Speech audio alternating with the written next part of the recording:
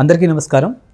తిరుపతి లడ్డు కల్తీ వ్యవహారంలో జగన్మోహన్ రెడ్డి నరేంద్ర మోదీకి రాసినటువంటి లెటర్ వెనకాల ఆంతర్యం ఏమిటి? నిజంగా నరేంద్ర మోదీని కానీ లేకపోతే అమిత్ షాని కానీ దేశవ్యాప్తంగా అబాస్ పాలు చేయడానికా, లేకపోతే ఈ విషయంలో వాళ్ళని ఇన్వాల్వ్ చేయడానికా, లేకపోతే ఇంకా వేరే ఏదైనా రీజన్స్ ఉన్నాయా? ఇలాంటి ఎన్నో అంశాల గురించి తెలుసుకునే ప్రయత్నం చేద్దాం. సో ప్రస్తుతానికి మనతో పాటు స్టూడియోలో ఉన్నారు ప్రముఖ political analyst and senior journalist CS Rao గారు. సార్ని అడిగి మరిన్ని విషయాలు తెలుసుకుందాం. సార్ నమస్కారం. సార్ నమస్తే. జగన్మోహన్ రెడ్డి రాసినటువంటి లేఖ పెద్ద ప్రకంపనాలే సృష్టించిందని చెప్పొచ్చు నరేంద్ర మోదీకి. మరి ఈ విషయంలో వాళ్ళని ఇన్వాల్వ్ చేయడానికా, లేకపోతే వాళ్ళని కూడా అబాస్ పాలు చేయడానికా, లేకపోతే రీజన్స్ ఇంకా వేరే ఏమైనా ఉన్నాయా? ఆయన రాసినటువంటి లేఖ మొత్తం చదివితే కనుక ఒక యాంగిల్లోనేమో నరేంద్ర మోడీని అమిత్ షాని ఇద్దరిని బ్లాక్మెయిల్ చేస్తున్నట్టు అనిపిస్తుంది.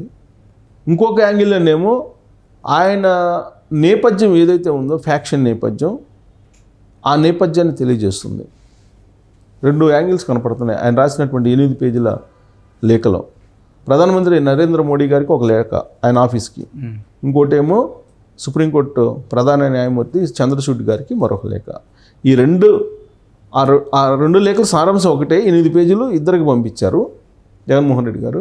దాన్ని కనుక పరిశీలిస్తే కనుక ఫస్ట్ ఆప్షను బీజేపీ పెద్దల్ని బ్లాక్మెయిల్ చేసేటువంటి తరహాలో ఆ లెటరు మొత్తం డ్రాఫ్ట్ చేసినట్టు కనిపిస్తూ ఉంది. ఒకవేళ ఇన్ కేసు ఈ జరిగినటువంటి ఈ మొత్తం వ్యవహారంలో డ్యామేజ్ ఏదైనా ఉంటే ఆ డ్యామేజ్ మీకు కూడా వస్తుంది. కాబట్టి దీని మీద ఫర్దర్ ఎంక్వైరీకి వెళ్లకుండా మీరు కామ్ అయిపోయింది అని చెప్పి ఇండైరెక్ట్గా వార్నింగ్ ఇస్తున్నారు.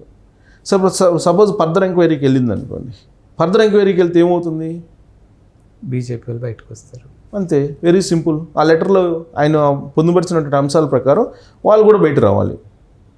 సో అందుకే ఒక రకంగా ఫస్ట్ ఆప్షన్ ఏంటంటే బ్లాక్మెయిల్ చేసేటువంటి పరిస్థితి. ఇప్పుడు ఆయన ఎక్కడ కూడా విచారణకి డిమాండ్ చేయాల. ఆ లెటర్ని చూస్తే విచారణకి మా ఆదేశించండి అని చెప్పి పొందుపరచలే ఎక్కడ. ఆర్ఎస్ఎస్ వాళ్ళు ఆల్రెడీ ఫోర్స్ స్టార్ట్ చేసినట్టున్నారు అరెస్ట్ చేయమని. ఆర్ఎస్ఎస్ వాళ్ళు చేస్తున్నారు, బజరంగ దళ వాళ్ళు చేస్తున్నారు, హిందూ సమాజం చేస్తున్నారు, పీఠాధిపతులు మఠాధిపతులు చేస్తున్నారు. కొంతమంది బీజేపీలో ఉండేటువంటి ఐవీఆర్ కృష్ణారావు గారు లాంటి వాళ్ళు నేను నమ్మట్లేదని చెప్పేసి జగన్మోహన్ రెడ్డి గారికి సపోర్ట్ చేస్తున్నారు. ఇవన్నీ జరుగుతున్నాయి. నేననేది అది కాదు. కేవలం ఈ 8 పేజీల లెటర్లో ఆయన భావం ఏంటి, ఆయన ఎందుకు ఆ లెటర్లో ఏం చెప్పదలుచుకున్నారు, దేశవ్యాప్తంగా లేదా ప్రపంచవ్యాప్తంగా ఉన్నటువంటి శ్రీవారి భక్తులకి, హిందూ సమాజానికి ఏం చెప్పదలుచుకున్నాడు అనేటువంటి పాయింట్ తీస్తే కనుక డెఫినెట్గా ఫర్దర్ ఎంక్వైరీకి వెళ్ళకుండా ఆ లెటర్లు ఎక్కడ కూడా విచారణ చేయండి అని చెప్పాలి కదా. సిబిఐ విచారణ లేదంటే సిట్టింగ్ జడ్జి చేత విచారణ చేయించండి అని చెప్పి డిమాండ్ చేయాలి కదా. కానీ డిమాండ్ ఎవరు చేస్తున్నారు తెలుసా? కరుణాకర్ రెడ్డి గారు చేస్తున్నారు, వైవి సుబ్బారెడ్డి గారు చేస్తున్నారు, లేదంటే ఇంకో వైఎస్ఆర్ కాంగ్రెస్ పార్టీకి సంబంధించినటువంటి వాళ్ళు ఏదో చేస్తున్నారు. జగన్మోహన్ రెడ్డి గారు ఏమో ఒక యాంగిల్లో వెళ్తున్నారు, వీళ్ళేమో ఇంకొక యాంగిల్లో వెళ్తున్నారు. ఇప్పుడు జగన్మోహన్ రెడ్డి గారు డిమాండ్ చేసి సిబిఐ ఎంక్వైరీ అయింది అని చెప్పి ఇప్పుడు సిట్ ఏర్పాటు చేస్తున్నారు. ఇక్కడ ఆ సిట్ ఏర్పాటు చేయడానికి కూడా తప్పు పడుతున్నారు జగన్మోహన్ రెడ్డి గారు. ఇప్పుడు ఈ మొత్తం వ్యవహారం మీద సిట్ ఏర్పాటు చేయాలని చెప్పి ఆంధ్రప్రదేశ్ ముఖ్యమంత్రి చంద్రబాబు నాయుడు గారు ఒక నిర్ణయం తీసుకున్నారు. సిట్ ఏర్పాటు చేస్తున్నారు. అసలు సిట్ ఏర్పాటు చేయకూడదు అనేది ఆ లెటర్లో ఉన్నటువంటి ఒక అభిప్రాయం. వీటన్నిటినీ జోడించి ఆయన ఒకటే ప్రశ్న, మీరు కమిటీలో ఉన్నారా లేదా? మీ మంత్రులు ఆ రోజు కేంద్ర మంత్రులు ఇచ్చిన సిఫారసు మేరకు నేను కమిటీ సభ్యులని నియామకం చేశానా లేదా? అలాంటప్పుడు మీరు తానొక్కడే ఎందుకు మీరు టార్గెట్ చేస్తున్నారు అనేటువంటి యాంగిల్, అది బ్లాక్మెయిల్ అంటారు దాన్ని. ఇది ఒక ఆప్షన్. అండ్ ఫర్దర్ ఎంక్వైరీ లేకుండా ఇప్పుడు సపోజ్ సిబిఐ ఎంక్వైరీకి కూడా కేంద్ర రాష్ట్ర ప్రభుత్వం తీర్మానం చేసి అసెంబ్లీలో పాస్ చేసి పంపించవచ్చు. అప్పుడు అనివార్యంగా సిబిఐ ఎంక్వైరీ అవుతుంది. ఒకవేళ అసెంబ్లీలో తీర్మానం చేసి అలాంటిది పంపించినా కానీ మీరు సిబిఐ ఎంక్వైరీ చేస్తే మీరు కూడా ఇరుక్కుంటారు అనేటువంటి బ్లాక్మెయిల్. అది ఒకటేంటంటే ప్రజాక్షేత్రంలో ఇప్పటికే జగన్మోహన్ రెడ్డి గారు ఎంత అపచారం చేశారనేది వెళ్ళిపోయింది. దాన్ని కొంచెం మినిమైజ్ చేసుకోవాలంటే వీళ్ళని సీన్లోకి లాగాలి. వీళ్ళని సీన్లో లేకపోతే కనుక మినిమైజ్ కాదు. అది కారణం ఏంటంటే బేసికల్గా ఆయన క్రిస్టియన్ కాబట్టి, ప్లస్ అంతకుముందు ఆయన ప్రభుత్వంలోకి వచ్చిన తర్వాత ఆంధ్రప్రదేశ్లో హిందూ సమాజానికి సంబంధించి నమ్మకాలను ఏ విధంగా దాడులు చేశారో నమ్మకాల మీద అవన్నీ ఉన్నాయి. ఇప్పుడు రామతీర్థం రాముడి విగ్రహం ఉన్న తల అసలు కంప్లీట్ తీసేశారు. ఎవరు చేస్తారు? గతంలో ఎప్పుడు లేదు కదా ఆంధ్రప్రదేశ్లో అలాంటి వ్యవహారాలు. హనుమాన్కి సంబంధించినటువంటి చెయ్యిని తీసేశారు, హనుమాన్ విగ్రహానికి సంబంధించి. తర్వాత అంతర్వేది రథాన్ని తగలబెట్టేశారు. కానీ ఇవన్నీ ఒకవేళ దొండగులు చేశారు అనుకుందాం. ఇప్పుడు ఆయన మొత్తం 5 ఏళ్లలో ఒక్క ఇన్సిడెంట్లోనన్నా హిందూ దేవాలయాల మీద జరిగినటువంటి దాడుల్లో ఒక్క ఇన్సిడెంట్లోనైనా ఎవరినైనా అరెస్ట్ చేసి వాళ్ళు నిరూపించారా? లేదు కదా.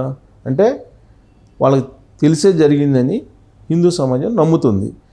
ఇలాంటి నేపథ్యం ఉన్నటువంటి జగన్మోహన్ రెడ్డి గారు తిరుమల తిరుపతి దేవస్థానం మీద ఆయన వ్యవహరించినటువంటి తీరు అనుమానం కలిగిస్తుంది మొదటి నుంచి కూడా.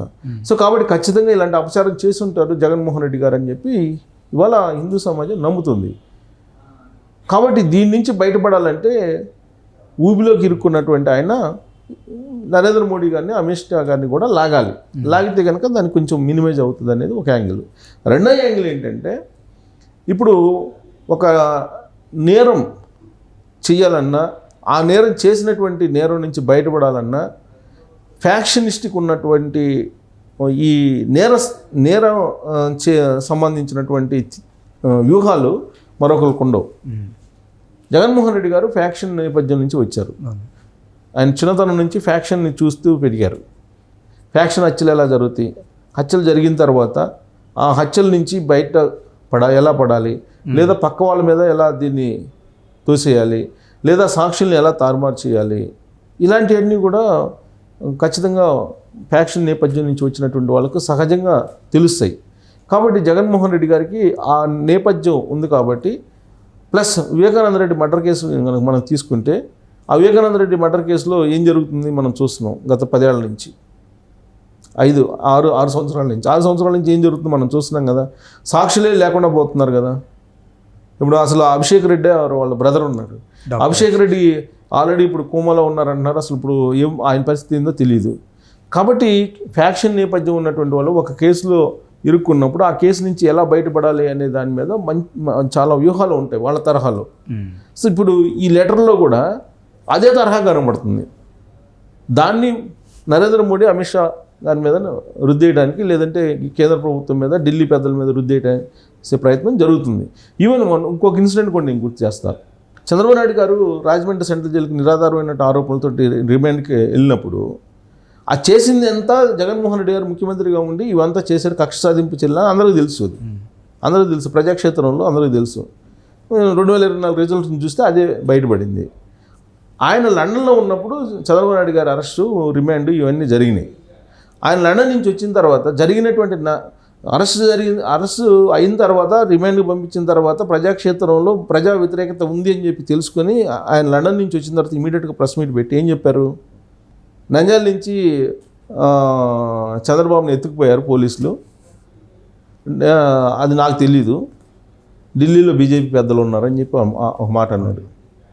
అంటే ఒకటి ఏదైనా చేసి దాని నుంచి తప్పించుకోవడం కూడా ఫ్యాక్షన్ నేపథ్యం ఉన్నటువంటి వాళ్ళకి బాగా తెలిసినటువంటి విద్య. ఇప్పుడు ఇది కూడా ఈ లేఖలో 8 పేజీల లేఖలో రెండో కోణాన్ని చూస్తే ఖచ్చితంగా అదే కనపడుతుంది వ్యూహం. అంటే సేఫ్ సైడ్గా ఇతను ఎగ్జిట్ కావడానికి ఆ లెటర్ను ఉపయోగించుకున్నారని చెప్పి మనకు క్లియర్గా అర్థమవుతుంది. సో ఆ లెటర్లో కనీసం ఆ 8 పేజీల లెటర్లో విచారణకి ఆయన కోరాలి కదా. ఇప్పుడు సహజంగా ఏదైనా ఆరోపణలు వచ్చినప్పుడు ఇప్పుడు చట్టసభల్లో ఏమవుతుంది, అవిశ్వాస తీర్మానం పెడతారు, లేదంటే విశ్వాస తీర్మానం, రెండే ఉన్నాయి. అవిశ్వాస తీర్మానం ఏమో ఎవరైతే ఆరోపణలు చేస్తారో వాళ్ళు పెడతారు, ఎవరైతే నిందలు అనిపిస్తున్నారో వాళ్ళేమో విశ్వాస తీర్మానం పెట్టుకుంటారు. అసలు జగన్మోహన్ రెడ్డి గారు నిజంగా నిజాయితీపరుడు అయితే కనుక ఖచ్చితంగా ఆయనే విచారణ కోరుకోకపోగా అసలు విచారణకి సహకరించమని చెప్పి చెబుతున్నారు. ఇప్పుడు వైవి సుబ్బారెడ్డి ఉన్నాడు, విచారణకి ఇప్పుడు 4 సార్లు నోటీసులు పంపిస్తే ఆయన విచారణకి నేను సహకరించను, నా పైన విచారణ చేసే అధికారం మీకు లేదని చెప్తున్నారు. సో ఇలాంటి పరిస్థితుల్లో ఫ్యాక్షన్ కోణం రెండోది కనపడుతుంది ఆ లేఖలో. మొదటి కోణమేమో బ్లాక్మెయిల్ కనపడుతుంది. ఈ 2 కోణాలు కనిపిస్తుంది. ఈ 2 కోణాల్లో ఏది అనేది ప్రజలు నిర్ణయించుకోవాలి. Thank you sir.